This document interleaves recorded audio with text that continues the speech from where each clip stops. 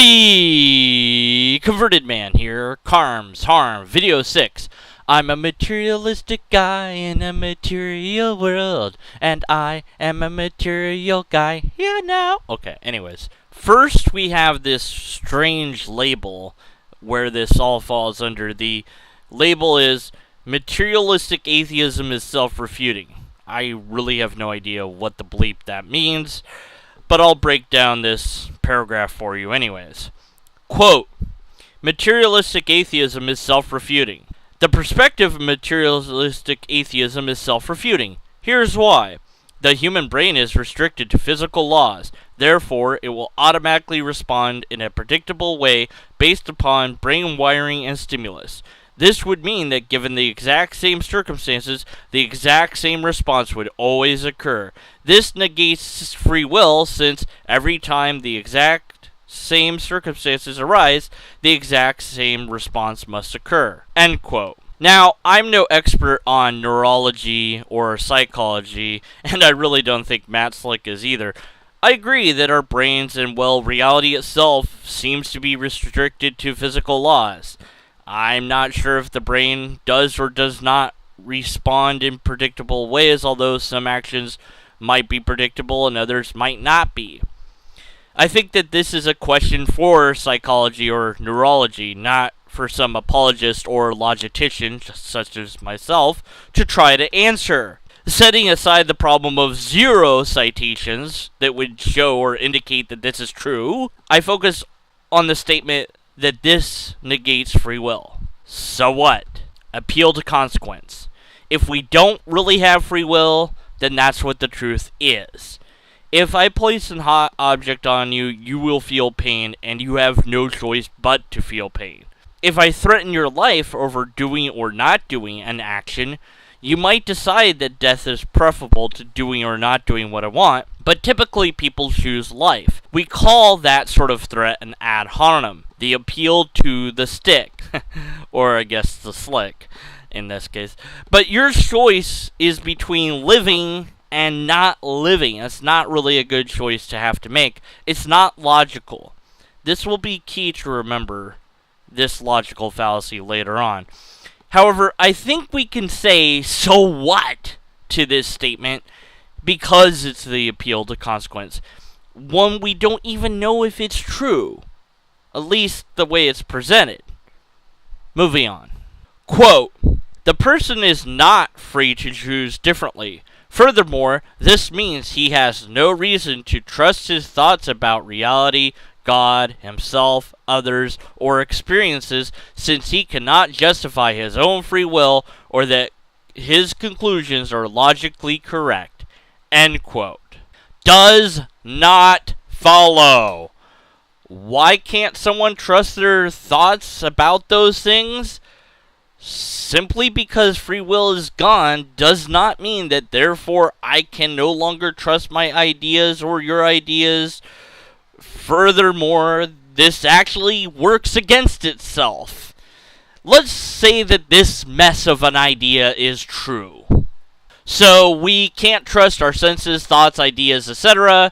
We can't know if anything is or is not logically correct. So the only conclusion would be we must be skeptical of everything. Oops! So we still have to be a skeptic. And not just think that there's a God that makes us feel better. In fact, if this was true, I would have no choice in the matter but to think that there would be a God or wouldn't be a God, because that's just how I am, and I have no choice in the matter. But then if you can't trust your own ideas, then why would you continue to believe in something that you can't trust, assuming that this was true? Which means if this is true, and we had the data to show that it was true, then you're denying reality in favor of your particular faith. Oops. Or maybe that's what Matt Slick wants. I don't know. Alright. So, mind is blown.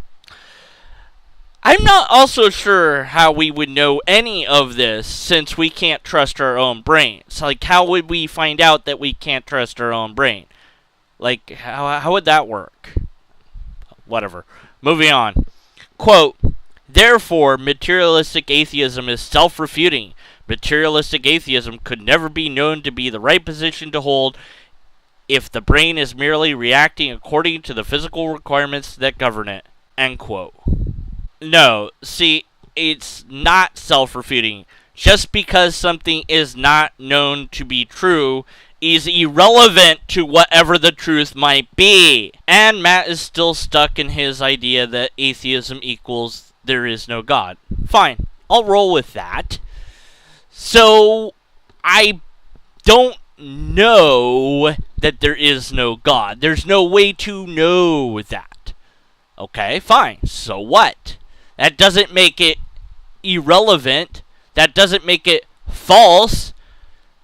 I guess the best you could do would be to say, well, it makes it a position of belief. You believe that there is no God. Yeah.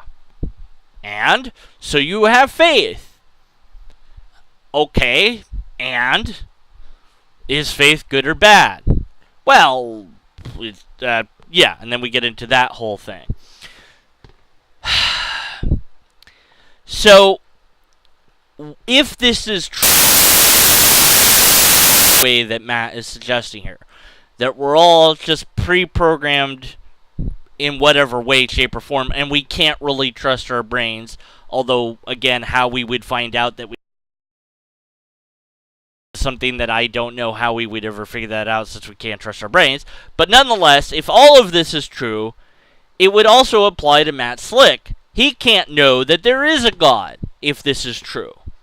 He just has to believe that there is. So it puts us, I guess, kind of in the same boat. But that would be the best you could get with this sort of idea, this argument that he's trying to make. That would be the best you could do, which is nothing more than the 2Q. Let's go to the next paragraph. Quote, given the assumption from your worldview of atheistic materialism, then the physical brain must operate and is limited to operating within the realm of the laws of physics, i.e., motion, matter, etc. Therefore, I ask, how does such a position justify the mechanistic brain producing proper logical inference when the brain is restricted to operating mechanicalistically? End quote. The bleep? Who, what, where, when of the purple penguin dinosaurs in my backyard? Okay. What kind of malformed question is this? Alright, so the brain has to work in such and such a way. How does that possible fact justify proper logic inference? That's the question, I think. I'm really not sure what the bleep you're saying. And in fact, I hosted a hangout to try to get people to come in to answer this question for me, because I had no idea what the bleep I was looking at. And I was joined by PWNerdSupreme. His link is in the description below, so he gets an in shout-out because he was the first one in. And we walked through this talking back and forth, and I was able to get through what maybe this means. But even if we assumed that Matt Slick was right, the question is a loaded question, and also a malformed question. So outside of Matt Slick's weird universe, it's malformed and loaded, and inside it's just loaded, but also could be considered malformed. In either way, it's logically fallacious, and that doesn't make it delicious, and we have to be skeptical of it. Plus, it doesn't make sense. So, just bleep it. Seriously, just screw it. Logic, if he's talking about logic as an informal logic, works, and we can see that it works, and we know that it works.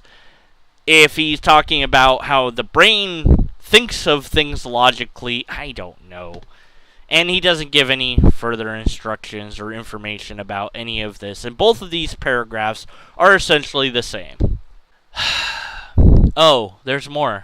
Good. Quote, if your decisions and conclusions are mechanicalistically determined according to the laws of physics, then how can you trust your own judgments as being logically sound and true?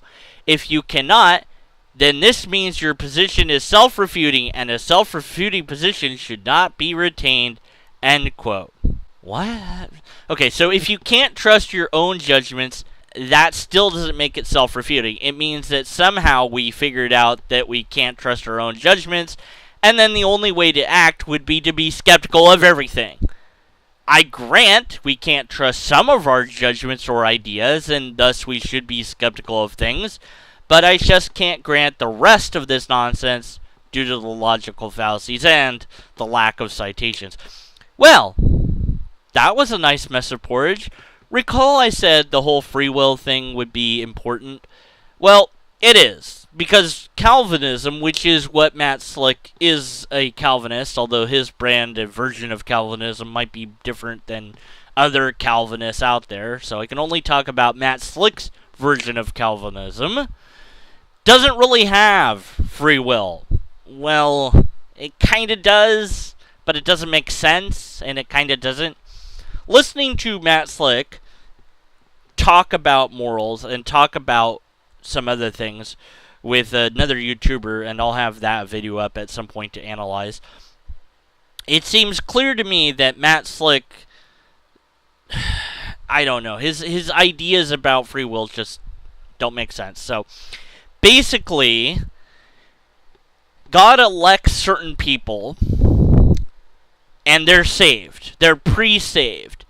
But within that process, you can still rebel, so even if you are saved, you can become unsaved and then be an atheist, I think. Or if you're not selected, then you are going to be an atheist no matter what. Or if not atheist, then you're not going to be part of that religion if you weren't selected by God. But you still have free will, because like you could decide to drink milk or chocolate milk, but you just can't decide to become saved unless you were elected to be saved. So free will exists, but it also doesn't. And I'm not even sure I've got Matt Slick's idea right at all. So if you can figure it out, let me know, because I don't know. But it matters. It absolutely matters, this free will bit, because Matt Slick believes in a literal hell.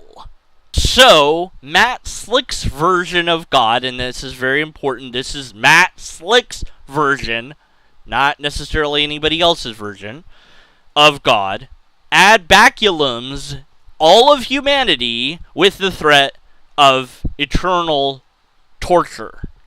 And also then offers a reward of eternal happiness if you go along with what God wants you to. That means that God has to use illogic to get us to go along with it. Really? Really? So there goes free will out the window. Because if I'm holding a gun to your head, I guess because you still have the will to choose one or the other, then for the Calvinist, as long as you have a choice to make, it's free will. But in my view, if someone is holding a gun to my head, I no longer have free will. It has been, to a degree, my ability to choose has been taken away from me. Because I would rather have life than non-life.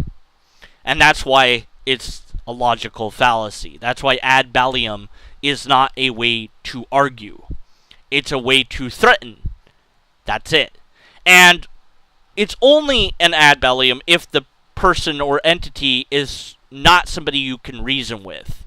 Any God that would have to resort to illogic is not a God I would want anything to do with.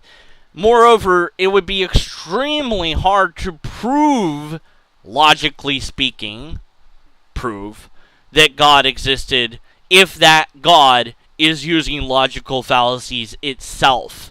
You would have to admit that God is not logically coherent. But Matt doesn't make that argument and never admits that.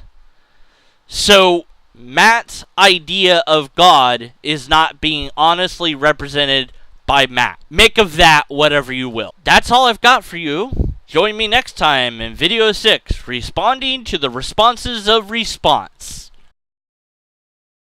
And again, Matt is insistent upon the idea that he's insistent upon the idea of Matt. Fuck!